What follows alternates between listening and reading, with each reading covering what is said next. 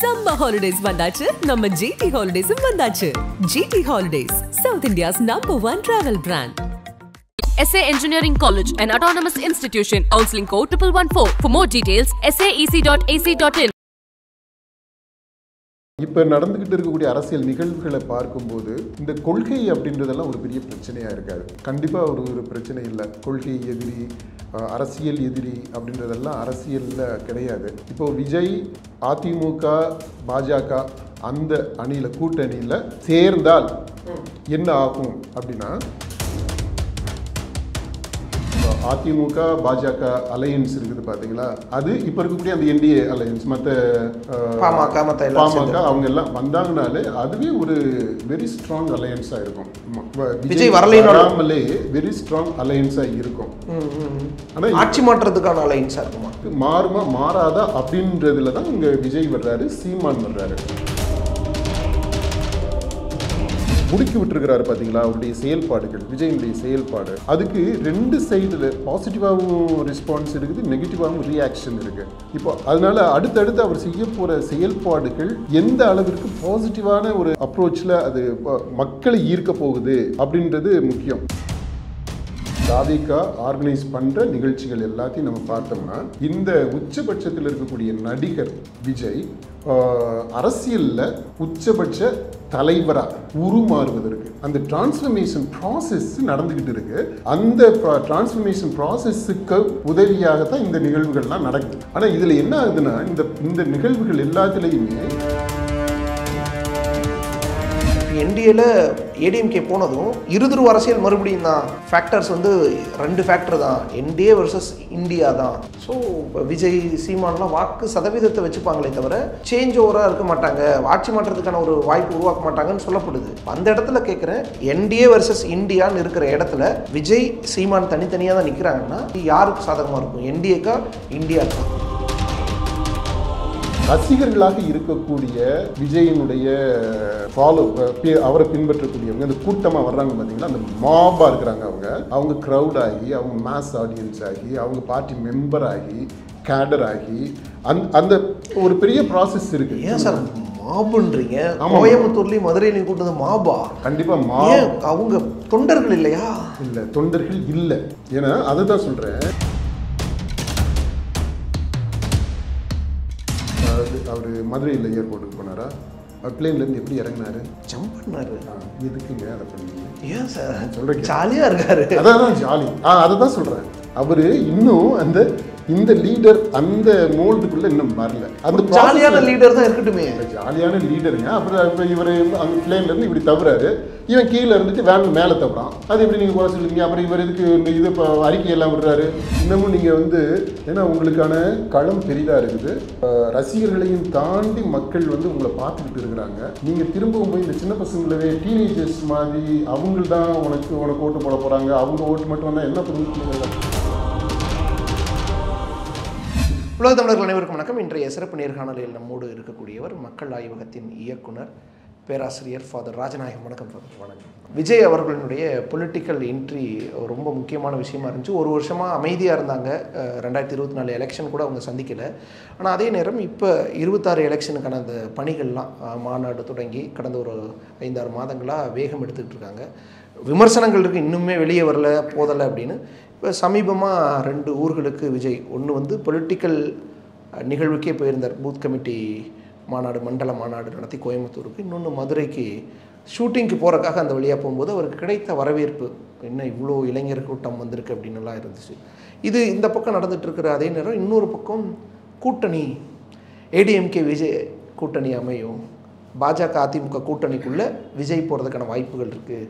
So அந்த பேச்சும் அடிபட்டுருக்கு. உங்களுடைய பார்வை? இப்போது கூட்டணி அமையுமா அமையாதா அப்படின்றதுக்குள்ளே நம்ம போக முடியாது. அது ஒரு ஸ்பெக்குலேஷனாக இருக்கும். அமைஞ்சா என்ன நடக்கும், அமையாட்டி என்ன நடக்கும் அப்படின்றது நம்ம இதுவரைக்கும் நம்ம பண்ண ஆய்வுகள் அடிப்படையில் இப்போ நடந்துக்கிட்டு இருக்கக்கூடிய அந்த நிகழ்வுகளை நம்ம கீழே அப்சர்வ் பண்ணுறோம் இல்லையா, அதை வச்சுட்டு நம்ம சொல்லலாம். இப்போது விஜய், அதிமுக, பாஜக அந்த அணியில் கூட்டணியில் சேர்வாரா சேரமாட்டாரா அப்படின்றத நம்ம சொல்ல முடியாது.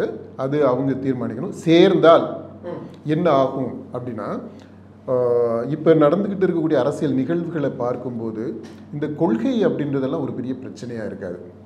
கண்டிப்பாக ஒரு பிரச்சனை இல்லை. கொள்கை எதிரி, அரசியல் எதிரி அப்படின்றதெல்லாம் அரசியலில் கிடையாது. எந்த அரசியலில், எந்த நாட்டு அரசியல்லையுமே அப்படி கிடையாது. அடுத்து நம்ம நாட்டு அரசியலை எடுத்துக்கிட்டோம், தமிழ்நாட்டு அரசியலை எடுத்துக்கிட்டோம்னா கொள்கைன்றதே இல்லை.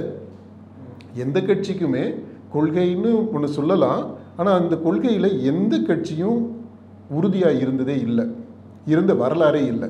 எந்த கட்சியும் நீங்கள் எடுத்துக்கோங்க, அவங்க ஆரம்பத்தில் என்ன சொன்னாங்க, கொள்கைன்னு என்ன முன்வைத்தாங்க, அடுத்து காலப்போக்கில் அந்த கொள்கைகளில் என்னென்ன மாற்றங்கள்லாம் நிகழ்ந்துக்கிட்டு வந்திருக்கு, அந்த மெட்டமார்ஃபாசிஸ் சேஞ்சஸ் என்னென்னலாம் நடந்திருக்கு, அப்புறம் கரண்ட்டாக இப்போ எந்த நிலையில் அந்த கொள்கைகள்லாம் இருக்குது அப்படின்றது நீங்கள் அந்த லாங்கிடியூடினல் ஸ்டடி, அதை வரலாற்று ரீதியாக ஆய்வு செய்தீங்க அப்படின்னா எல்லா கட்சியுமே ஒரே நிலையில் தான் இருக்குது கொள்கைகளை பொறுத்த மட்டும். அதனால் இந்த கொள்கை முரண்பாடு வரும் அப்படின்றதெல்லாம் அரசியலில் இல்லை. அதனால் விஜயினுடைய தாவேகா இந்த அணியில் சேருமா, சேர்றதுக்கு அந்த கொள்கை இது பிரச்சனையாக இருக்குமா அப்படின்னா அந்த ஒரு இன்டலெக்சுவல் லெவலில் டிபேட்டுக்கு டிஸ்கஷனுக்கு வேணால் அது பிரச்சனையாக இருக்கலாம். ஆனால் வாக்காளர்கள் அடிமட்டத்தில் கிராஸ் ரூட்டில் வாக்காளர்கள் அப்படின்றத பொறுத்த மட்டும் இல்லை, அந்த தொண்டர்கள் மத்தியில் எவ்வளோ தூரம் சினர்ஜி இருக்குது அப்படின்ற, அவங்க எவ்வளோ தூரம் ஒன்றா சேர்ந்து வேலை செய்ய முடியும் அப்படின்றது தான். அதுக்கு எப்படின்னா அந்த தலைவர்கள்ட்ட எவ்வளோ தூரம் இணக்கமான உறவு இருக்குது, அப்படி கொள்கைகளில் தாண்டி இந்த தலைவர்கள்ட்ட எப்படி இணக்கமான உறவு இருக்குது அப்படின்றது தான் அப்படி கீழ்மட்ட வரைக்கும் போகும். அதனால் இந்த கொள்கை கோட்பாடு அப்படின்றதெல்லாம் கடந்து அடிமட்டத்தில் இருக்கக்கூடிய அந்த வாக்காளர்கள் கிராஸ் ரூட்ஸில் இருக்கிறவங்க அவங்கள்ட்ட ஒரு நல்ல இணக்கமான ஒரு சூழலை இவங்க தலைவர்கள் உருவாக்க முடிஞ்சது அப்படின்னா அது வந்து பாசிட்டிவான ரிசல்ட்ஸை கொடுக்கும். பாசிட்டிவான ரிசல்ட் எந்த அணிக்குமே நான் சொல்றேன். ஏடிஎம்கே பிஜேபி கூட்டணிக்குள்ள டிவிகே போச்சுன்னா தொண்டர்கள் ஜெல் ஆகிட்டாங்கன்னா போதுமானதாக இருக்கும். தொண்டர்கள் ஜெல் ஆகிறதுக்கு இந்த தலைவர்கள் முயற்சி எடுக்கணும். அது சாத்தியமானது தான் அப்படின்னு நான் சொல்கிறேன். சாத்தியமானது. இன்னைக்கு இருக்க அந்த திமுக கூட்டணியே எடுங்க, அதில் எல்லாருமே ஆரம்பத்திலேருந்து 1940களில் இருந்து ஒன்றாவே இருக்கிறாங்களா? இல்லை 67ன்னு எடுத்துக்கங்க, இந்த 67லேருந்து ஒன்றாவே இருக்கிறாங்களா? எலெக்ஷன்ஸ் ரிசல்ட்ஸ் அலையன்சஸ் எடுத்து பாருங்கள், நேர் எதிராக இருந்திருக்காங்க. அதில் இருக்கிற அலையன்ஸு எல்லாருமே ஒன்றா ஒரே இதிலவே இருந்திருக்காங்க. அப்போ அவங்க கொள்கைகள்லாம் என்னாச்சு? இல்லை, நேர் எதிராக இருந்திருக்காங்க. ஆனால் இன்னைக்கு சூழலில் ஃபாசிச பாஜகன்றதை எதிர்த்து நாங்கள்லாம் ஒன்றாகிறோன்னு ஒரு வாதம் வைக்கிறாங்க. அப்படி விஜய், எடப்பாடி பழனிசாமி, மோடி 3 பேருக்கு என்ன வாதம் ஒருங்கிணைக்கும்? இந்த பாசிசம் பாயாசம் எல்லாம் சொல்லி அந்த ஒரு டயலாக் விட்டாங்கல்ல, நம்ம அந்த இதுக்குள்ளே போக வேண்டாம். ஆனால் இங்கே இதே இந்த ஃபாசிஸ்ட் கட்சியோட இப்போ இருக்க இந்த திமுக அலையன்ஸில் இருக்கிறவங்க உறவை வச்சுக்கலையா யாருமே? ஏன் இப்போ நான் சமீபங்களில் நடந்த விஷயங்கள் தானேங்க நம்ம கண்ணு முன்னாடி இப்போ நடந்து இருந்தார். மதிமுகலாம் என்ன பண்ணாங்க, அவங்க யார் கூட இருக்காங்க, இப்போ எங்கே இருக்கிறாங்க, அந்த மற்ற கட்சி அணிகள்லாம் எடுத்து பாருங்கள். அது காங்கிரஸ் தவிர மற்ற எல்லாருமே பாஜக கூட கூட்டணி சேர்ந்தவங்க தாங்க. இப்போ போகிற போக்க பார்த்தா காங்கிரஸ் கூட அதில் சில பிரிவுகள்லாம் சேர்ந்து பிரிஞ்சு வந்து பாஜக கூட அலையன்ஸ் வச்சாலும் வச்சுருவாங்க போல தெரியுது. ஸோ அந்த மாதிரி நிலவரம் இருக்குது. அதில் என்ன பாயிண்ட் அப்படின்னா, இந்த கொள்கை அப்படின்றத முன்வைத்து கூட்டணி சேரும் சேராது அப்படின்றத பற்றி பேசுகிறதுக்கான யோக்கியதை யாருக்குமே கிடையாது. ஓகே, அதை தெளிவுபடுத்திக்கிறோம் ஃபஸ்ட்டு. இப்போ அதனால தாவேகா இந்த அணியில் சேருமா, சேர்ந்தால் என்ன ஆகும் அப்படின்னா அந்த இன் டர்ம்ஸ் ஆஃப் வேர்ட்ஸு நம்ம பார்க்கலாம்.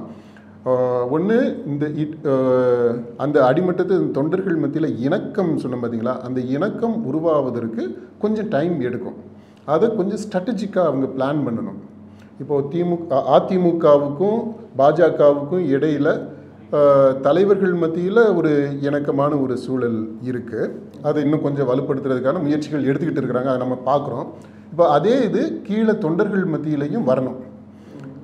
அதுக்கு கொஞ்சம் டைம் ஆகும். இந்த Annamalai factor is still there. பாஜக அதிமுக அலையன்ஸை பொறுத்த மட்டும் அண்ணாமலை தலைவராக இல்லாதது அது வந்து ஒரு ஒரு தடை மாதிரி தான் இருக்குது, ஒரு தடைக்கல்லாக இருக்குது. அதை ஓவர் கம் பண்ண வேண்டிய அந்த சேலஞ்சு வந்து பாஜகவில் இருக்குது, அதிமுகவில் இருக்குது. அதை பார்க்கணும். இப்போ தாவேக்காவும் அதில் வருது, அந்த கூட்டணியில் வருது. அப்படிங்கும்போது அந்த இணக்கத்தை உருவாக்குறதுல வேற ஒரு விதமான ஒரு கெமிக்கல் ரியாக்ஷன் நடக்கும். அப்போது ஒரு இணக்கமான ஒரு கெமிஸ்ட்ரியை உருவாக்கணும், அவங்களுக்குள்ள வரணும் அப்படின்னா அதற்கு ஏற்ற ஒரு ஸ்ட்ராட்டஜியை அவங்க உருவாக்கணும். இதெல்லாம் நடைமுறையில் சாத்தியமாகாது அப்படின்லாம் கிடையாது. அது கொஞ்சம் ஒழுங்கான திட்டமிடல் இருக்குது. அந்த கேம்பெயினை இப்போவே ஆரம்பிச்சிட்டாங்க. அந்த கேம்பெயினை மக்களுடைய மனநிலைக்கு ஏற்ற வகையில் உருவாக்குனா அது நிச்சயமாக அது ஜெல் ஆகும். ஏடிஎம்கே பிஜேபி இணைவையே இங்கே நிறைய பேரால் ஏற்றுக்க முடியல, அதுவே விமர்சனம் வைக்கிறாங்க. அதன் மீதே கூட விஜயும் சேர்ந்தா அப்போது ஏற்றுப்பாங்களா? யாருங்க ஏற்றுக்கிறது? திமுககாரன் ஏற்றுக்கிறாட்டினா என்ன? இவங்க ஏற்றுக்காட்டினா என்ன? திமுக அலையன்ஸில் இருக்கிறவங்க தானங்க இந்த விமர்சனத்தை முன்வைக்கிறாங்க. நீங்கள் பாருங்களேன், ஜென்ரல் பப்ளிக்ல யாரு? ஜென்ரல் பப்ளிக்னா யாரு? ஜென்ரல் வாக்களிக்கக்கூடிய மக்கள். அந்த ஓட்டு போடுறவங்க திமுகவுக்கு ஓட்டு போடுறவங்க சொல்றாங்களா, பரம்பரையா திமுகவுக்கு ஓட்டு போட்டுட்டு வர்ற ஆட்கள் சொல்றாங்களா, இல்ல நடுநிலையில் இருக்கக்கூடிய வாக்காளர்கள் சொல்றாங்களா? யார் சொல்றா? ஸோ இப்போ விஜய் ப்ளஸ் ஏடிஎம்கே பிஜேபியை மக்கள் ஏற்றுப்பாங்க. மக்கள் இல்லை, வாக்காளர்கள். இந்த திமுக அலையன்ஸ்ல இருக்கிற வாக்காளர்கள் தவிர மற்ற வாக்காளர்களை பற்றி நம்ம பேசுறோம். அவங்கள அதை நான் சொன்னேன் இல்லையா, ஒரு ஏற்கனவே ஒரு தடைக்கல் இருக்கு அவங்களுக்கு. ஒரு ஒரு ஒரு அந்த தடையை தாண்ட வேண்டியது இருக்குது. அந்த அண்ணாமலை ஃபேக்டர் இருக்கு. ரெண்டாவது, விஜய் அங்கே வந்து சேரும்போது இப்போ நம்ம பேசுகிறோம் பார்த்தீங்களா, அந்த கொள்கை எதிரி அப்படின்லாம் சொல்லிட்டாரே அப்படின்னா அந்த அது வந்து ட்ரிக்கிள் டவுன் ஆகிருக்கு. கீழே கிராஸ் ரூட் வரைக்குமே அந்த இது இருக்குது, கொள்கை எதிரி, அரசியல் எதிரின்றதெல்லாம். இப்போ அந்த நேரட்டிவ் இருக்குது பார்த்தீங்களா, அந்த டிஸ்கோர்ஸ், அதை கவுண்டர் பண்ண வேண்டிய ஸ்ட்ராட்டஜியை இவங்க இவால்வ் பண்ணி அதை இம்ப்ளிமெண்ட் பண்ணணும். அது பண்ணக்கூடியது தான் நான் சொல்கிறேன். விஜய் ஏடிஎம்கே தரப்புல இருந்து ஆமாம் அது செய்யணும். இப்போ இப்படி ஒருவேளை ஒரு கியூரியாசிட்டிக்கு, நாங்கள் பிஜேபியோட கூட்டணிக்கு போகல, நாங்கள் திமுகவை எதிர்க்கிறதுக்காக அதிமுக கூட கூட்டணிக்கு போகிறோம், வலிமையான ஃபோர்ஸ் அவங்க தான், அவங்க கூட கூட்டணிக்கு போகிறோம், அவங்க தான் பிஜேபியோட கூட்டணி வச்சுருக்காங்க, அந்த மாதிரியான நேரட்டிவ். இந்த நேரட்டிவ்ல இன்டெலெக்சுவல்ஸ் பேசிக்கிறதுங்க. கடைசியில் ஓட்டு போட என்னங்க, நீங்கள் வந்து தொகுதியில் யாராவது இந்த 3 பேர் சேர்றாங்கன்னு வச்சுக்கிடுவோம், யாராவது ஒரு கட்சி சேர்ந்தவங்க தான் தேர்தலில் நிற்க முடியும். ஒவ்வொரு தொகுதியில் நிற்க போகிறது கேண்டிடேட் யாரு? பிஜேபிக்காரராக இருப்பார், அல்லது அதிமுக, அல்லது தாவேகா, அப்படித்தானே இருக்க முடியும். அங்கே போய் இவன் கூட தான் வச்சிருக்கேன், அவன் கூட வைக்கல அப்படின்றதெல்லாம் வேலைக்கு ஆகாது. எல்லாம் சேர்ந்து இப்போ 3 கட்சியை சேர்ந்தவங்களும் ஒரு கேண்டிடேட்டுக்கு ஓட்டு போட்டாகணும். இப்போ விஜய் ஆதரவாளர்களே கூட சமூக வலைதளங்களில் எழுதுகிறாங்க, இவங்கெல்லாம் தேவையில்லாமல் பேசிகிட்டு இருக்காங்க, ஏதோ ஒரு நேரட்டிவ் செட் பண்ண பார்க்குறாங்க, ஏடிஎம்கே கூட போனால் தான் ஏதோ வந்து தாவேக்கா பொழைச்சிக்குன்ற மாதிரி, இல்லது திமுகவை ஜெயிக்க முடியுன்ற மாதிரியான ஒரு நேரட்டிவ் செட் பண்ணுறாங்க. அப்படியெல்லாம் கிடையாது, நம்ம வந்து தனியாக தான் இருக்க போகிறோம், இவங்க வேணும்னே விஜய் சொல்லாத விஷயத்தை இல்லை செய்யாத விஷயத்தை இவங்கெல்லாம் பிளான் பண்ணிட்டு இருக்காங்க அப்படின்ற மாதிரியான விமர்சனங்கள் வைக்கிறாங்க. ஓகே, அதாவது சில விஷயங்களை நம்ம தெளிவுபடுத்திக்கிறோம். ஃபஸ்ட்டு இப்போ நம்ம பேசினது தாவேகா இப்போ இருக்கக்கூடிய பாஜக அதிமுக கூட சேர முடியுமா, அதுக்கு என்ன பிளாக்ஸ் இருக்குது அப்படின்றத கிராஸ் ரூட்டில் சோஷியல் சைக்கலாஜிக்கலாக என்ன இருக்கும் அப்படின்றத பற்றி நம்ம பேசியிருக்கிறோம். அவங்க சேருவாங்களா சேர மாட்டாங்களா அப்படின்றது வேற, அந்த நேரட்டிவ்க்குள்ளே நம்ம போகல. அடுத்து இப்போ விஜய் சேர்ந்தாலும் சேராட்டினாலும் இந்த திமுக அலையன்ஸினுடைய பெர்ஃபார்மன்ஸ் எப்படி இருக்கும் அப்படின்றத பற்றி நம்ம பார்க்கணும். ஓகே, அது irrespective of ADMK alliance, irrespective of whether இது தாவேகா இதில் சேர்வாரா சேரமாட்டாரா அப்படின்றதெல்லாம் தாண்டி இப்போ இருக்கக்கூடிய இந்த திமுக அலையன்ஸ் இருக்குது பார்த்தீங்களா, அதுவே இந்த ஊடகங்களாலையும் மற்றவங்களாலையும் சொல்லிட்டு வர்றாங்க பார்த்தீங்களா, அது ஒரு நேரட்டிவை செட் பண்ணியிருக்காங்களா, ரொம்ப ஸ்ட்ராங்காக இருக்குது, உறுதியாக இருக்குது. நான் 2 வெற்றி 3 வெற்றி 4 வெற்றி அப்படின்னு ஏலம் போடுறாங்க பார்த்தீங்களா, வெற்றியை அந்த அளவுக்கு உறுதியாக இருக்குது அப்படின்றது அது ஒரு மாயை. அது டேட்டாவே நீங்கள் எடுத்து பார்த்தீங்க அப்படின்னா அதை சப்ஸ்டான்ஷியேட் பண்ணவே முடியாது. என்ன நடந்துக்கிட்டு வருது, நாங்கள் கிராஸ் ரூட் லெவலில் தொடர்ந்து பார்த்துக்கிட்டு வர்றோம். 24 இந்த தேர்தல் முடிய இப்போ நடந்த ஈரோடு கிழக்கு இடைத்தேர்தல் வரைக்குமே நம்ம மக்களை சந்திச்சிருக்கிறோம். அப்படி பார்க்கும்போது திமுக அணியினுடைய செல்வாக்கு அப்படின்றது தொடர் சரிவை தான் சந்திச்சு வந்துட்டு இருக்கு. இன்றைக்கு இருக்கக்கூடிய நிலைமை அது வந்து வெளியில் ஸ்ட்ராங்காக கூட்டணியாக இருக்குது, அதெல்லாமே போட்டு ஒரு செயற்கையாக ஒரு பசையை போட்டு ஒட்டி வச்சது தான். உள்ளே பார்த்தீங்கன்னா அந்த உள்ளீடு அற்ற வெளியில் ஸ்ட்ராங்காக தெரியக்கூடிய ஒரு அணி. அது வலு இழந்து தான் இருக்கு இப்போது. அதனால் இந்த அணி இந்த கூட்டணி அப்படியே தொடர்ந்து வந்துருச்சுன்னா வேலை 4 முனை போட்டி 5 முனை போட்டி அப்படிலாம் இருந்ததுன்னா இவங்க ஜெயிச்சிருவாங்க அப்படின்றதுக்கு எந்த உத்தரவாதமுமே கிடையாது. ஸோ விஜய் தனியாகவே எப்படி நின்னாலும் அதாவது இந்த அணி ஈஸியாக ஜெயிச்சிரும், ஜெயிக்கக்கூடிய அளவுக்கு ஸ்ட்ராங்காக இருக்கு அப்படின்றது இல்லை. அப்புறம் எதுக்காக ஏடிஎம்கே பிஜேபி கூட்டணிக்குள்ள விஜய் வரணுன்ற அந்த வாதம் முன்வைக்கப்பட்டு இருக்கு? அதான் அது யாரு வாதம்னு நமக்கு தெரியல, நம்ம அதை சொல்லலை. இல்லை அவர் வந்தாருனாலும் வராட்டினாலும் இப்போ அதிமுக பாஜக அலையன்ஸ் இருக்குது பார்த்தீங்களா, அது இப்போ இருக்கக்கூடிய அந்த என்டிஏ அலையன்ஸ் மற்ற பாமக அவங்க எல்லாம் வந்தாங்கனாலே அதுவே ஒரு வெரி ஸ்ட்ராங் அலையன்ஸாக இருக்கும். ஓகே, விஜய் வராமலே வெரி ஸ்ட்ராங் அலையன்ஸாக இருக்கும். ஆனால் ஆட்சி மாற்றத்துக்கான அலையன்ஸாக இருக்குமா? ரொம்ப ஸ்ட்ராங்காக இருக்கும். ஆட்சி மாறுவதற்கு மாறுமா மாறாதா அப்படின்றதுல தான் இங்கே விஜய் வர்றாரு, சீமான் வர்றாரு. அதான் சீமான் ஃபேக்டரையும் நம்ம கணக்கில் எடுத்துக்கணும். புரியுது சார். இப்போ ஆட்சி மாறணுமா மாறாதாங்கிறதுல தான் இந்த விஜய் ஃபேக்டர் தேவைப்படுதுன்னா, அப்போ விஜய் வந்தால் தான் ஆட்சி மாறுன்ற ஒரு சூழல் இருக்குன்றதுனால தானே இதை சொல்கிறாங்க. விஜய் நான் அப்படி சொல்லலை. அதாவது விஜய் எந்த அளவிற்கு அவருடைய அணுகுமுறையில் மக்களுடைய வாக்குகளை வென்றெடுக்க போகிறாரு அப்படின்றத பொறுத்து இங்கே மாற்றம் வரும்னு நான் சொல்கிறேன். ஓகே, இப்போ சூழ்நிலையில் பார்த்தீங்க அப்படின்னா நம்முடைய கணிப்புப்படி அந்த அதாவது ஈரோடு கிழக்கு இடைத்தேர்தல் சூழல் வரைக்கும் நம்ம அந்த இதிலிருந்து அது வரைக்கும் நம்ம தாவிகாவுடைய பெர்ஃபார்மன்ஸை நம்ம அசஸ் பண்ணியிருக்கிறோம், டேட்டாவை வச்சு நம்ம சொல்ல முடியும். அப்படி பார்க்கும்போது 6.5 விழுக்காடு ஷியராக வரும் அவருக்கு, விஜய்க்கு வரும் அப்போது. ஆனால் அதுக்கு அடுத்து அவருடைய செயல்பாடுகள் இன்னும் கொஞ்சம் தீவிரமாக இருக்குது. சில இதில் இப்போ நம்ம சொன்னோம் பார்த்தீங்களா, நம்ம கோவைக்கு வந்தது, மதுரைக்கு வந்தது. அவர் வந்தது அப்புறம் கன்ஸ்ட்ரக்டிவாகவுமே கட்சியை பலப்படுத்தக்கூடிய அந்த இன்ஃப்ராஸ்ட்ரக்சரை வலுப்படுத்தக்கூடிய அளவில் அந்த ட்ரைனிங் ப்ரோக்ராம் நடத்தினது, பூத் ஏஜென்ட்ஸுக்கு வாக்குச்சாவடி முகவர்களுக்கு ஒரு பயிற்சின்னு கொடுத்தது தொடங்கி இருக்கிறாங்க. இப்போ இந்த மாதிரி விஷயங்கள் எல்லாம் நம்ம பார்க்கும்போது அவருடைய மக்கள் மத்தியில் இருக்கக்கூடிய அந்த செல்வாக்கு அப்படின்றது அதிகமாக இருக்குது. அவருடைய ஓட்டு அப்படின்னு எவ்வளோ தூரம் ஓட்டை கன்வெர்ட் ஆகும் இப்போ இருக்க சூழ்நிலையில், இன்றைக்கு நம்ம தேர்தல் நடக்கிறது அப்படின்னா இந்த சூழ்நிலையில் பார்த்தோம்னா அது கண்டிப்பாக ஒரு 9 விழுக்காடு 10 விழுக்காடுக்கு வந்துடும். 6லேருந்து 10 விழுக்காடு வந்துட்டார். 6.5ன்னு நம்ம சொல்லியிருந்தோம். இப்போ வந்து ஒரு 10, ஏன்னா அந்த மாதிரி நம்ம பார்க்குறோம், நம்ம களத்தில் நடக்கக்கூடிய நிகழ்வுகளை நம்ம பார்க்குறோம். விஜய் வாக்கு சதவீதம் அதிகரிச்சுட்டு இருக்கு, அது கண்டிப்பாக அதிகரிச்சுக்கிட்டு இருக்கு, அது ஏறுமுகத்தில் இருக்கு. திமுக அலையன்ஸுடைய வாக்கு வங்கி இறங்கு முகத்தில் இருக்கு, கண்டிப்பாக இறங்கு முகத்தில் இருக்கு. அதனால தான் நான் சொன்னேன், இந்த பாஜக அலையன்ஸு எவ்வளவு ஸ்ட்ராங்காக ஆகுதோ, அதாவது அதிமுக அலையன்ஸு எவ்வளவு ஸ்ட்ராங்காக ஆகுதோ அந்த அளவிற்கு இந்த ஆட்சி மாற்றம் நடக்குமா நடக்காதா அப்படின்றது அதில் தொக்கி நிற்குது. விஜய் தனியாக தான் நிற்கிறார். பாசிபிலிட்டி எப்படி இருக்கும்? என்டிஏ தான் இந்த பக்கம், இண்டி தான் இந்த பக்கம். ஸோ விஜய் தனியாக இருக்கார், சீமான் தனியாக இருக்கார். இப்போ யாருக்கு வாக்கு வங்கி அதிகமாக இருக்கும்? அதான் இன்னைக்கு நிலவரத்தில் ஒன்றும் சொல்ல முடியாது இன்னைக்கு. ஆனால் அடுத்து இப்போது இவர் முடுக்கி விட்டுருக்கிறாரு பார்த்தீங்களா, அவருடைய செயல்பாடுகள், விஜயனுடைய செயல்பாடு, அதுக்கு 2 சைடில் பாசிட்டிவாகவும் ரெஸ்பான்ஸ் இருக்குது, நெகட்டிவாகவும் ரியாக்ஷன் இருக்குது. இப்போ அதனால் அடுத்தடுத்து அவர் செய்ய போகிற செயல்பாடுகள் எந்த அளவிற்கு பாசிட்டிவான ஒரு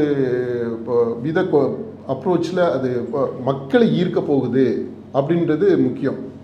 அது அவங்க கவனம் செலுத்த வேண்டியது இருக்குது.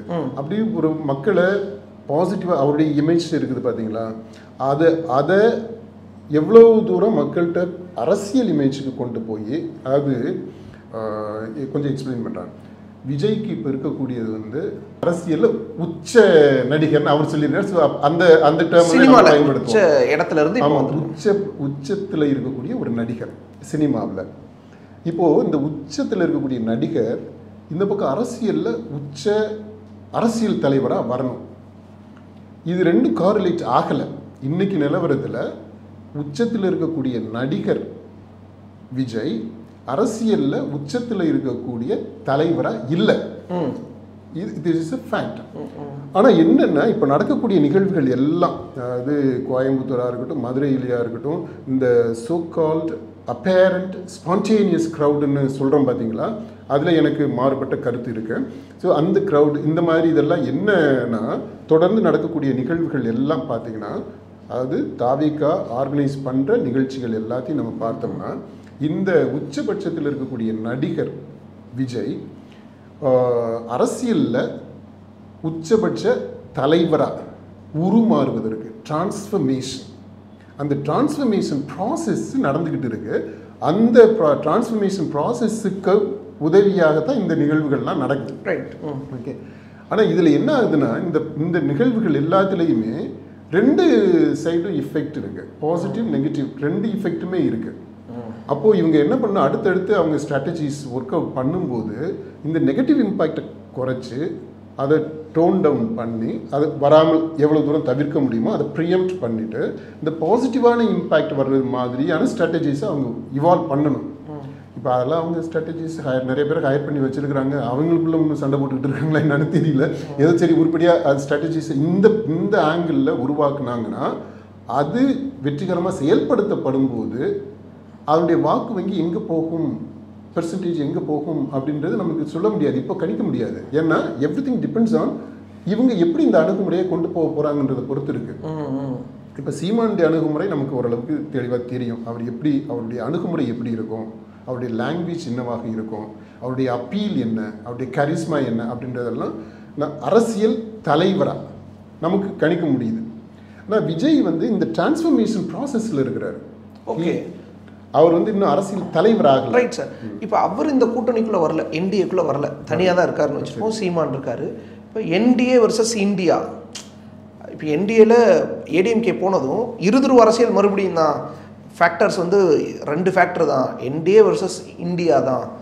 ஸோ விஜய் சீமான்லாம் வாக்கு சதவீதத்தை வச்சுப்பாங்களே தவிர சேஞ்ச் ஓவராக இருக்க மாட்டாங்க, ஆட்சி மாற்றத்துக்கான ஒரு வாய்ப்பு உருவாக்க மாட்டாங்கன்னு சொல்லப்படுது.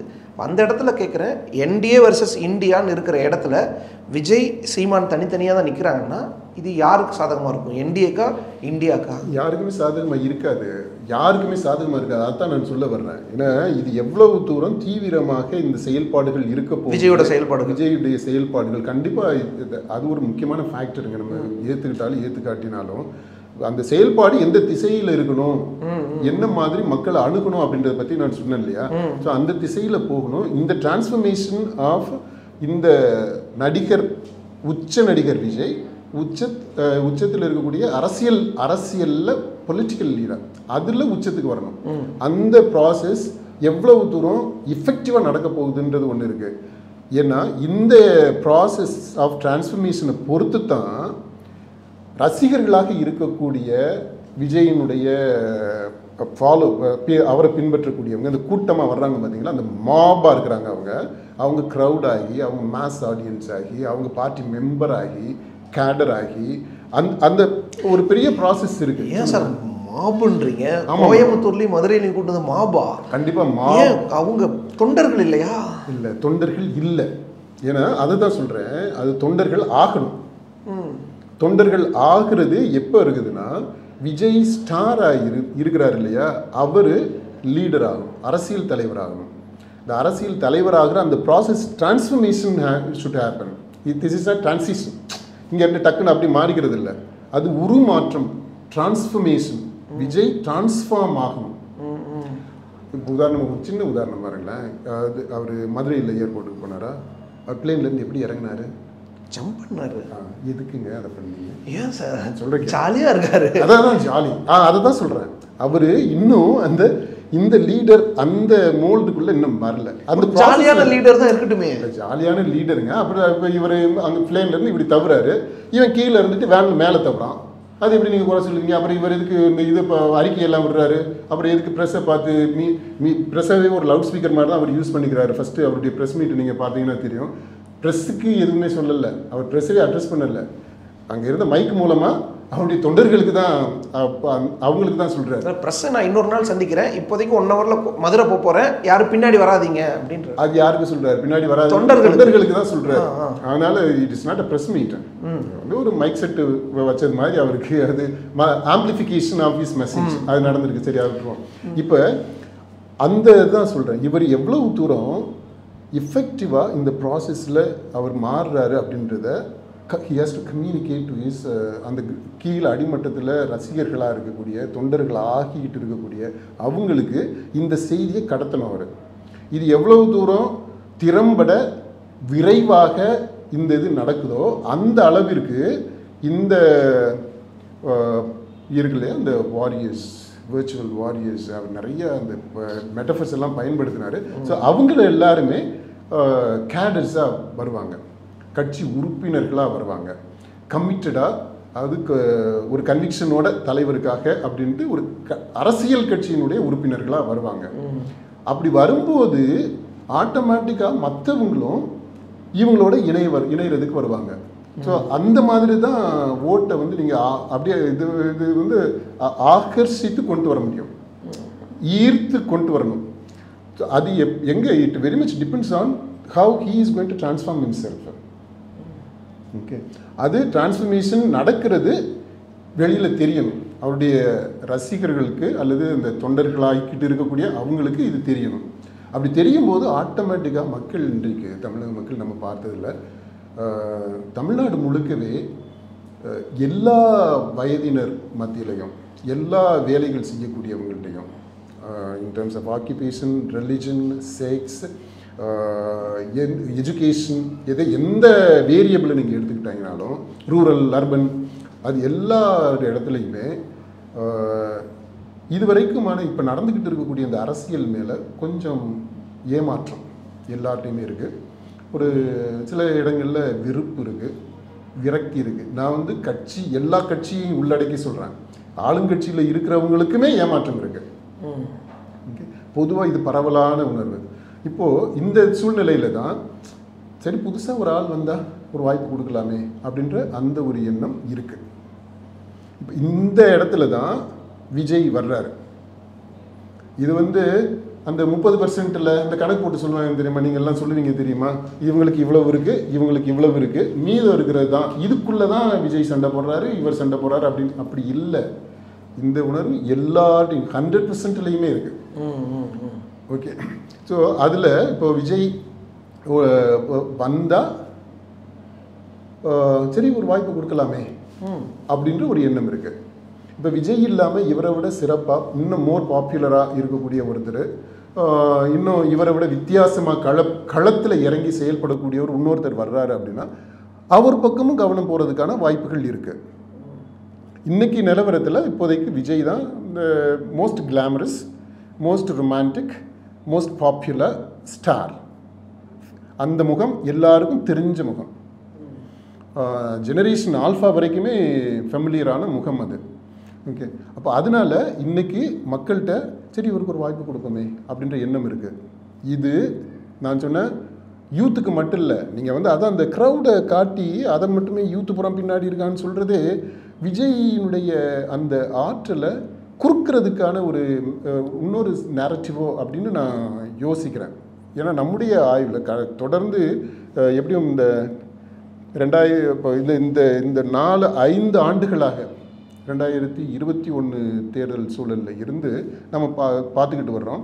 விஜய் இந்த மாதிரி அரசியலுக்கு வரக்கூடிய சூழல், அப்புறம் ரஜினி வரக்கூடிய சூழல், இந்த மாதிரி இதிலிருந்து தொடர்ந்து இந்த நடிகர்கள் அரசியலுக்கு வந்தா அப்படின்ற அந்த ஆஸ்பெக்டை நம்ம கவனத்தில் எடுத்துக்கிட்டே வர்றோம். அப்போ அப்படி பார்க்கும்போது இந்த விஜய் அரசியலுக்கு வர்றதில் அதை வரவேற்கக்கூடியவங்க எல்லா வயதினர் மத்தியில் இருக்காங்க. ஏன்னா எல்லா வயதினர் மத்தியிலையும் அந்த ஒரு ஏமாற்றம் இருக்கு. ஓகே ஓகே, ஸோ அந்த பாயிண்ட் நம்ம வந்து தெளிவுபடுத்திக்கணும். நம்ம ஒரு வெறும் இளைஞர்கள் அப்படி இல்லை, இளைஞர்கள் மட்டும் இல்லை, இந்த அடலசன்ட் பாய்ஸ் அவங்க மட்டும். மதுரை கோவையில் பார்க்கும்போது அப்படி என்னங்க கொஞ்சம் எத்தனை பேர், ஒரு 2000 பேர்ன்றது ஒரு பெரிய கூட்டம். இன்னும் 2000 மதுரையிலாம் ஒரு 2000-3000 பேர் இருக்கும், கோவையிலையும் அவ்வளோதான் இருக்கும். நீங்கள் வந்து அந்த கூட்டத்துக்கு வந்தவங்களை விட்டுருங்க, ஏர்போர்ட்டில் கூடுன கூட்டம் எவ்வளோன்னு பாருங்கள். ரோடு முழுக்க இருந்தாங்கல்ல, ரோடு முழுக்க நீங்கள் 1000 பேர் இங்கே விடுங்க, எவ்வளோ இருக்கும். அப்புறம் எல்லாமே வண்டி தானே போகுது, பைக், காரு, அதான் ப்ரொசஷனாக போகிறாங்க. இல்லை 1 ஹவரில் சார், 1 ஹவரில் எவ்வளோ கூட்டினாங்கன்னு பார்க்கணும்ல மதுரையில். பாருங்க, மதுரையில் 1 ஹவரில் கூடலை. அவர் வந்து இங்கே மதுரைக்கு வர்றாருன்ற விஷயம், ஷூட்டிங்க்கு போகிறாருன்ற விஷயம் யார் சொன்னதுங்க? எப்படி அவங்களுக்கு தெரிஞ்சிச்சு? அதான் இப்போ ஏர்போர்ட்டில் அந்த டிஸ்கஷனுக்குள்ளே போகணும் இல்லை, அதனால ப்ரெஸ் மீட் கொடுத்து அப்படி எதுக்கு கூட்டத்தை கூப்பிடுறாரு? கூப்பிடல, வராதீங்கன்னு தானே சொல்ல. வராதீங்கன்னு சொன்னீங்கனாலே அப்படி எப்படி வர்றான்? அப்போ நீங்கள் சொல்கிறது கேட்காதவன் தானே இருக்கான். நீங்கள் சொல்கிறத கேட்க மாட்டேன்றான் இல்லையா? அப்போ அதுதான் சொல்ல வர்றேன் நான். அவங்க எல்லாருமே ரசிகர்களாக இருந்து அவங்க கட்சி உறுப்பினர்களாக வரணும். ஏன்னா இவரே இன்னும் அரசியல் தலைவராக அந்த உருமாற்றத்துக்கு ஆள் ஆகலை. அந்த transformation is not it is just started and it is a long way to go. Vijay இன்னும் ஃபர்ஸ்ட் தலைவராகணும், அரசியல்வாதியாக வரணும். அவர் இன்னுமே ஸ்டாராக தான் இருக்கிறாரு. ஆனால் உலகம் முழுக்க பல்வேறு தலைவர்கள் அந்த மாதிரி ஸ்டாராக இருக்கக்கூடிய தலைவர்கள்லாம் இருக்காங்கல்ல. இப்போது ஜோ பைடன் ஐஸ்கிரீம் சாப்பிட்டு நடக்கிறது, இந்த மாதிரி இப்போ புதின் வந்து எங்கேயாவது சேலஞ்சஸை எடுத்துக்கிறது, இப்படியெல்லாம் நடக்கும்ல சார். அரசியல்வாதியாக இருக்கிறவர், அரசியலில் தலைவராக இருக்கிறவர் ஸ்டார் ஆகுறதுன்றது, சினிமா சின்ன சின்ன விஷயம் செய்கிறது, அது வந்து ஓகே. அப்போ வந்து என்ன ஆகும்னா இட்ஸ் a value addition. அவங்களுக்கு இறுக்கமாக இல்லாமல் இருக்காரு, ஆமாம், ரிலாக்ஸ்டாக இருக்கிறாரு, எல்லாத்தையும் நல்லா பழகுறாரு. பாரு அவர் என்கிட்ட வந்து ஐஸ்கிரீம் வாங்கி சாப்பிட்டாடுறா அப்படின்றது பெரிய விஷயம். ஆனால் இவர் ஐஸ்கிரீம் சாப்பிட்டு இருக்கிற கனவுல திரையில் பார்த்த இமேஜ், அதே இமேஜை தொடர்ந்து ரீஇன்ஃபோர்ஸ் பண்ணிக்கிட்டே இருக்க முடியாது. ஆனால் அவருடைய செயல்பாடுகள் அப்படி இருக்காது. ஒரு ஸ்டார் தலைவராகிறதுக்கு பண்ண வேண்டிய நேரத்தில் தலைவர்கள் ஸ்டார்ஸாக சின்ன சின்ன விஷயம் பண்ணுறதை நம்ம கம்பேர் பண்ணிக்க. ஆமாம். ஸோ இப்போ அதை விஜய் விஷயம் அதை அவருக்கு வந்து எல்லார் மத்தியிலையுமே ஆதரவு இருக்குது. அதை நம்ம இப்போ சொல்கிறோம், இளைஞர்கள் இந்த சிறுவர்கள் மத்தியில் மட்டும் கிடையாது. ஓகே, அடுத்து இந்த ப்ராசஸ் எவ்வளோ தூரம் இஃபெக்டிவாக விரைவாக போக போகுது அப்படின்றத பொறுத்து அவருடைய வாக்கு வங்கி 10% கிட்ட 9-10% நம்ம சொன்னோமா, இன்றைக்கு நிலவரத்தில் இது 20 ஆகலாம், 30 ஆகலாம், 40 கூட ஆகலாம் எலெக்ஷன் டைம்ல. ஆமாம் ஆமாம் ஆமாம். அப்போ தனியாகவே இருக்கலாமே. அதுதாங்க சொல்கிறேன். இப்போ என்ன 40%னா அது இந்த 26 தேர்தலையே நடக்க முடியும். எவ்ரிதிங் டிபெண்ட்ஸ் ஆன் இவருடைய ஸ்ட்ராட்டஜி எப்படி ஒர்க் அவுட் பண்ணுறாங்கன்றதை பொறுத்து இருக்கு. மக்கள்கிட்ட எல்லா கட்சியினர் மத்தியிலையும், எல்லா கட்சி உறுப்பினர்கள்ட்டையும், எல்லா வயதினர்கிட்டையும், எல்லா தொழில் செய்பவர்கள்ட்டையும், எல்லா படிப்பு படித்தவங்கள்ட்டையும் படிக்காதவங்கள்ட்டையும் இருக்கக்கூடிய கணிசமான ஏமாற்றம். அந்த ஏமாற்றத்தை ஓட்டாக அறுவடை செய்வதற்கு ஏற்ற ஆள், பொதுவான ஆள் இதுவரைக்கும் இல்லை. அண்ணாமலை அவருக்கு ஒரு கரிஸ்மா இருந்தது, ஆனால் அவர் ஒரு கட்சியில் போயிட்டு சுருங்கிட்டார். ஓகே, அதனால் அவர் அந்த கட்சிக்கான ஓட்டாக அந்த அளவுக்கு தான் போகும். அதை விட கட்சியை விட அண்ணாமலையை பொறுத்த மட்டும் அவருக்குன்ட்டு ஒரு இருக்கக்கூடிய அந்த வாக்கு வங்கி வந்து பெட்டராக இருக்குது கட்சிக்கு விட. நம்முடைய கணிப்புகளில் அதுதான், ஆய்வுகளில் அது தெரியுது.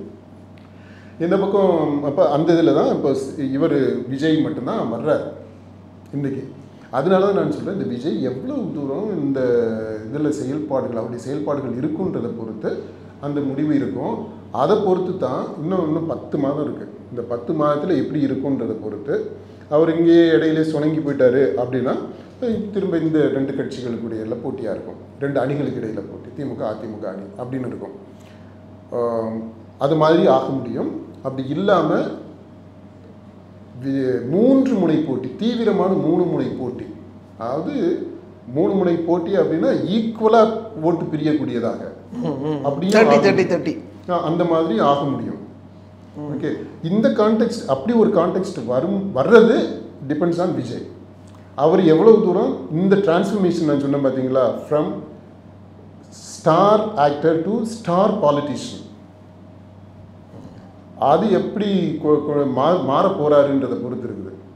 இன்னமும் நீங்கள் வந்து ஏன்னா உங்களுக்கான களம் பெரிதாக இருக்குது, ரசிகர்களையும் தாண்டி மக்கள் வந்து உங்களை பார்த்துக்கிட்டு இருக்கிறாங்க. நீங்கள் திரும்பவும் போய் இந்த சின்ன பசங்களவே டீனேஜர்ஸ் மாதிரி அவங்க தான் உனக்கு ஓட்டு போட போகிறாங்க, அவங்க ஓட்டு மட்டும் வந்தால் என்ன செய்ய முடியும்? அந்த ஓட்டை வச்சுட்டு என்ன பண்ணுவீங்க? எல்லாருமே ஓட்டு போட்டாலும் அது வந்து எப்படின்னா ஒரு இந்த ஓட்டலில் ரொம்ப டிரான்சியன்ட்டு, ரொம்ப ஈஸியாக உணர்ச்சி வசப்பட்டவங்க அவங்க எப்போ வேணாலும் மாறிடுவாங்க.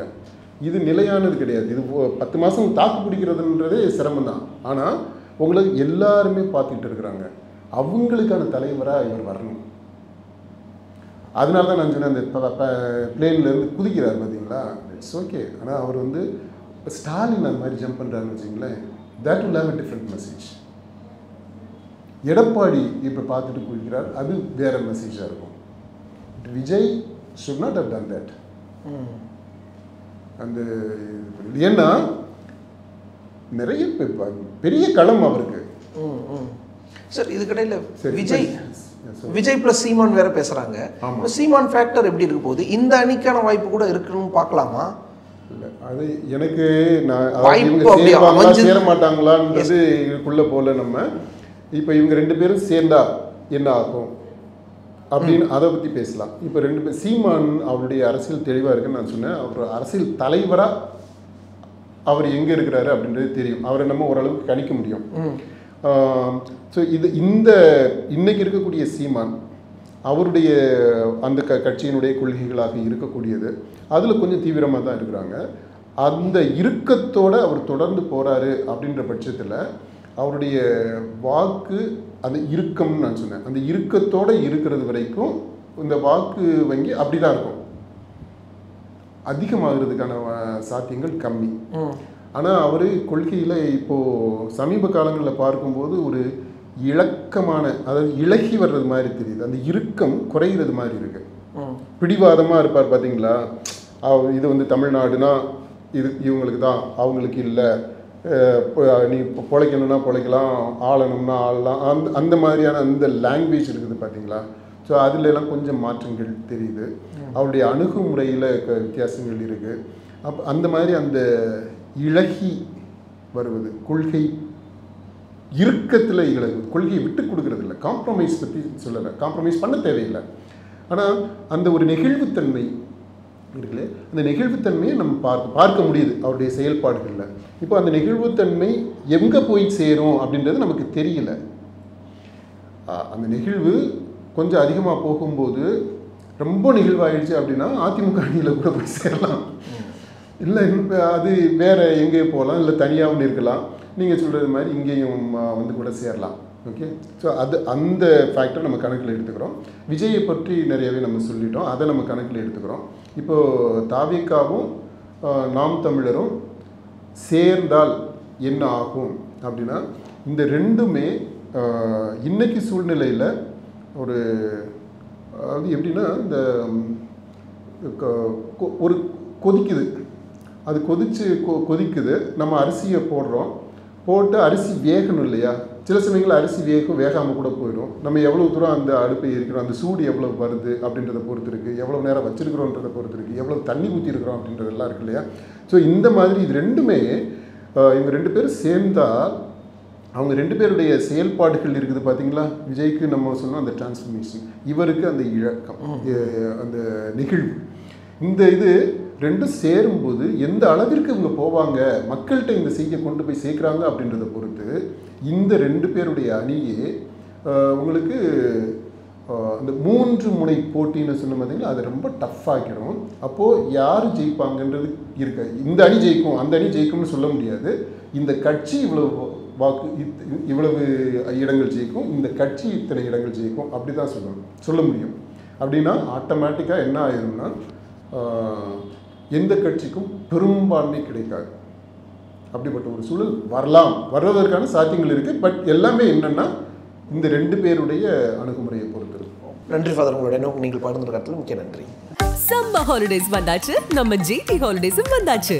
GT holidays, south India's #1 travel brand.